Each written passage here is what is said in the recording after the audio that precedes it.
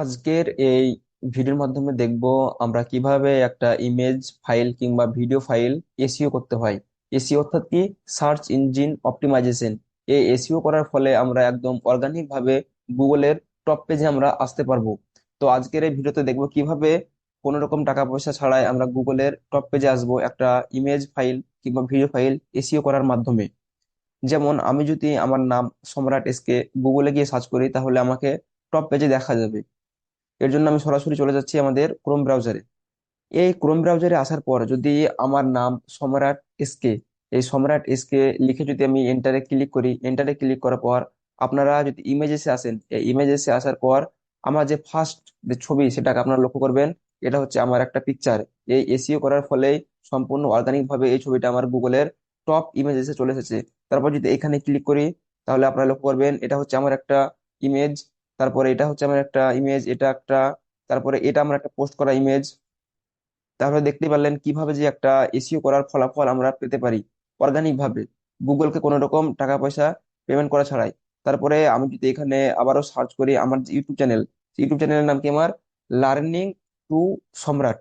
এই learning to সম্রাট লিখে যদি আমি সার্চ করি এখানে তাহলে আমার সবকিছু দেখা যাবে। যেমন এটা হচ্ছে আমার একটা ইউটিউব চ্যানেল, তারপরে হচ্ছে আমার হচ্ছে পিন্টারেস্ট অ্যাকাউন্ট, এটা হচ্ছে ফেসবুক পেজ, এটা হচ্ছে লিঙ্কডইন অ্যাকাউন্ট, এখানে ইউটিউবের কিছু ভিডিও দেওয়া রয়েছে আমার।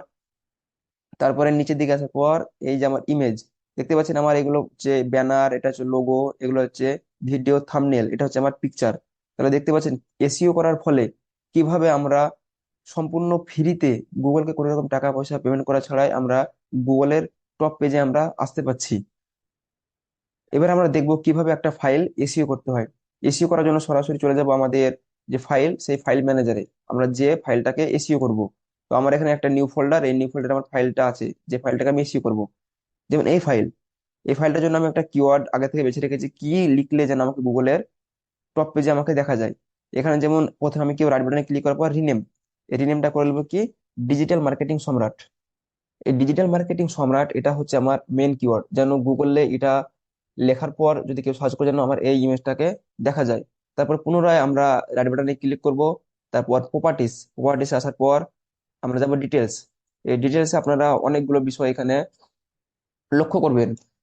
যেমন প্রথমে আছে একটা টাইটেল, দেন এখানে আছে একটা সাবজেক্ট, এখানে আছে একটা রেটিং, দেন এখানে আছে একটা ট্যাগ, কিছুখানে কমেন্ট, দেন এখানে অথরের নেম, আরো নিচের দিকে অনেক কিছু আছে, এগুলো আমরা পর পর সবকিছুই দেখবো। প্রথমে টাইটেলটা কি, আমাদের টাইটেল ছিল ডিজিটাল মার্কেটিং সম্রাট, এটা হচ্ছে আমাদের একটা কিওয়ার্ড। সাবজেক্ট আমরা সেম রেখে দেবো। আর এখানে যে রেটিং, এই রেটিং এর জায়গায় আমরা একটা 5 স্টার দিয়ে দেবো। 5 স্টার দেওয়ার পর আমরা এখানে অ্যাপ্লাই, অ্যাপ্লাই পর ওকেতে ক্লিক করবো।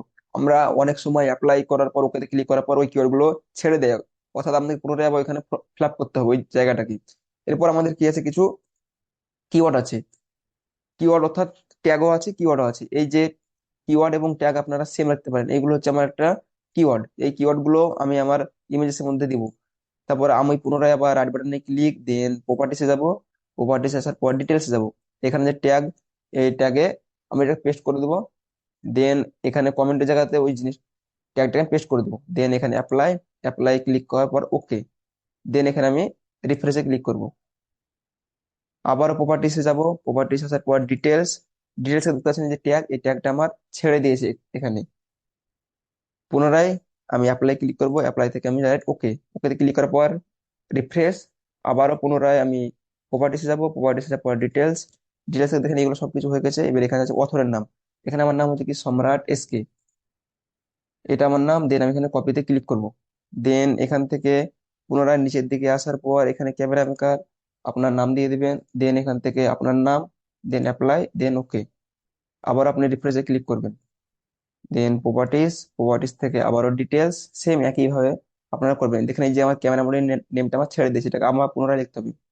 এখানে যেমন লেন্স মেকার, এখানে কন্ট্রোল ভি আমার নাম, সবকিছু আমার নাম, আপনি যে কিছু এখানে রাখতে পারেন, যেটা লিখে আপনি সার্চ করে আপনার গুগলের টপ পেজে আসতে পারবেন। দেন এখানে এসে আমি অ্যাপ্লাই ক্লিক করব। অ্যাপ্লাই ক্লিক করার পর ওকে। দেন এখানে আসার পর আপনি প্রত্যেকবার রিফ্রেশ করে নেবেন, যবার এখানে অ্যাপ্লাই করবেন রিফ্রেশ করার পর আবারও আপনারা প্রপার্টিসে যাবেন। এখানে লক্ষ্য করবেন, দেখি আমরা এগুলো দেখেন, এই যে আমার সবকিছু এগুলো ছেড়ে দিয়ে শুধু একটা এখানে ধরেছে। আবার আমাকে লিখতে হবে, দেন এখানে অ্যাপ্লাই কর ওকে। বারবার আপনাকে এই কাজটা করতে হবে যদি আপনি গুগলের টপ পেজে আসতে চান। একটু 5 মিনিট ধৈর্য সহকারে আপনাকে এই ফাইলটাকে এসইও করে নিতে হবে। যদি আপনি গুগলে টপ পেজে আসতে চান, তো আপনাকে 5 মিনিট একটু টাইম দিয়ে ফাইলটাকে এসইও করতে হবে। এটা কোনো টাইমে ছেড়ে দিবে, কোনো টাইমে ধরবে, একবারে ধরে নিবে, তারপরে দেখেন এটা আমার ছেড়ে দিয়েছে। কিন্তু এখানে একটা লক্ষণীয় বিষয় যে উইন্ডোজ 11 কিন্তু এটা হবে না, আপনাদেরকে উইন্ডোজ 10 আসতে হবে। কারো যদি উইন্ডোজ 10 প্রয়োজন হয় তাহলে আমাকে অবশ্যই কমেন্টে জানাবেন, আমি ফ্রিতে আপনাদেরকে উইন্ডোজ 10 সেটাকে ইনস্টল করে দিয়ে থাকবো। দেখেন এটা অ্যাপ্লাই, তারপর আবার এসে রিফ্রেশ।